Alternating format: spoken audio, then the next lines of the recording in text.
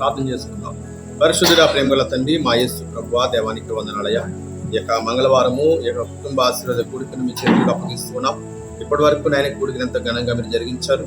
ప్రాముఖ్యమైన సమయంలో మీ మాటలు, మీ వాక్యాన్ని వినాలని మేము ఆశపడుతున్నాం కనుక కూడి వచ్చిన బిడ్డలందరితో కూడా మీరు మాట్లాడండి.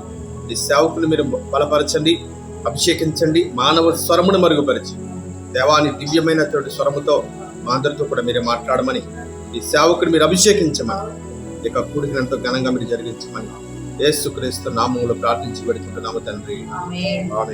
వాక్యం ధ్యానం చేసుకుందాం. యోబు గ్రంథము 10వ అధ్యాయం చేద్దాం. 10వ అధ్యాయము 16, 17 వచనాలు చదువుకుందాం. యోబు గ్రంథము 10వ అధ్యాయము. నేను సంతోషించిన ఎడల ఎడతెగక ఆశ్చర్యకార్యమైన బలమును నీవు నా మీద చూపుదు. సింహము వేటాడునట్లు నీవు నన్ను వేటాడుదువు. ఎడతెగక నా మీదకి క్రొత్త సాక్షులను పిలిచెదవు. ఎడతెగక నా మీద నీ ఉగ్రతను పంపించదవు. ఎడతెగక ఆ సమూహము వెనుక సమూహమును నా మీదకి రాజేతువు. దేవునికి స్తోత్రం కలుగునుగాక. ఇక్కడ మనం చూసినట్లయితే కనుక యొక్క 16వ వచనములో దేవుడు మరి యొక్క యోబు అంటూ ఉన్నాడు కదా, నేను సంతోషించిన ఎడల. చెప్తారు ఈ మాట, నేను సంతోషించిన ఎడల అన్న మాట మంచి మాట, చెడ్డ మాట అండి? అంతే కదా, మంచి మాట కదా. సంతోషం అంటేనే మంచిది, ఆనందం అంటేనే మంచిది. అయితే మరి ఎందుకని ఇక్కడ యొక్క భక్తుడు ఈ రీతిగా మాట్లాడుతున్నాడు? నేను సంతోషించిన అంటే నేను సంతోషంలో ఉన్నప్పుడు, ఆనందంలో ఉన్నప్పుడు, ఇదిగో మరి అంతా కూడా నా కుటుంబంలో సమాధానకరముగా ఎంతో మరి ఆహ్లాదకరంగా ఉన్నప్పుడు ఎందుకని 4 రీతిలుగా 4 విధాలుగా ఆ శ్రమలను యొక్క యోబు భక్తుడు చెప్తూ ఉన్నాడు అన్న విషయం మనకు తెలియాలి. అంతే కదండి. దేవునికి స్తోత్రం కలుగునుగాక. ఇక్కడ వ్రాయబడిన సంతోషం అనే మాట మనం అనుకున్నట్లుగా ఉండే సంతోషం కాదది. మనం ఏమనుకుంటాము?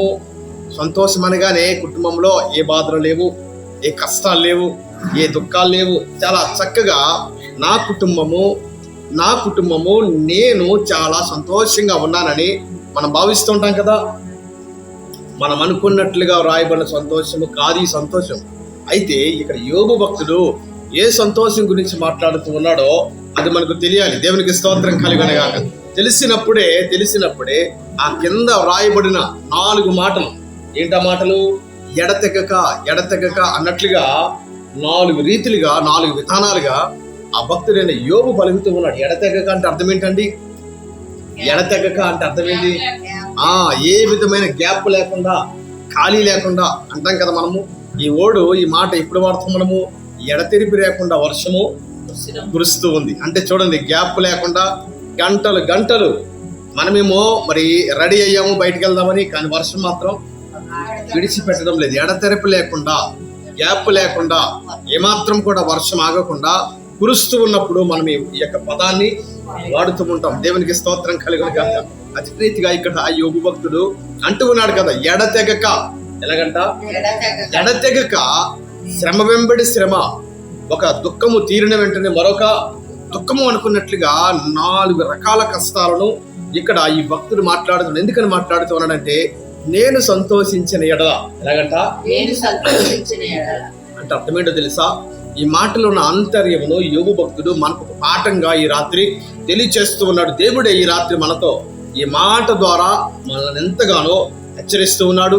ఒక పాఠాన్ని కూడా మనకి మాటలో నుంచి దేవుడు నేర్పిస్తూ ఉన్నాడు. ఏంటి ఆ మాట అంటే, నేను సంతోషించిన ఎడల అన్న మాటకు అర్థం ఏంటంటే, ఇక్కడ మనము అనుకున్నట్లుగా ఉండే సంతోషం కాదు, కానీ దేవుణ్ణి విడిచిపెట్టి, చిత్తరి మాట, దేవుణ్ణి విడిచిపెట్టి దేవుని సన్నిధికి దూరం అయిపోయి ప్రార్థన చేయకుండా, వాక్యము వినకుండా, వాక్యాన్ని ధ్యానించకుండా రక్షించబడిన మనమే. ఎవరమంట? రక్షించబడిన మనమే, దేవుని శక్తిని తెలుసుకున్న మనమే, దేవుని మేలును కూడా పొందుకున్న మనమే ఎలాగైపోయాం? ఇప్పుడు దేవుని సన్నిధికి దూరం అయిపోయాం. ప్రార్థన చేయటము మానేసాము, వాక్యాన్ని వినడం కానీ చదవడం కానీ అది కూడా మానేసాము. ఇంకా చూడండి, దేవునికి చాలా దూరంగా మనము వెళ్ళిపోయామన్నమాట. అలాంటప్పుడు నాకంతా బాగుందని, నాకే సమస్యలు లేవు, ఏ ఇబ్బందులు లేవు, ఏ కష్టం లేదు.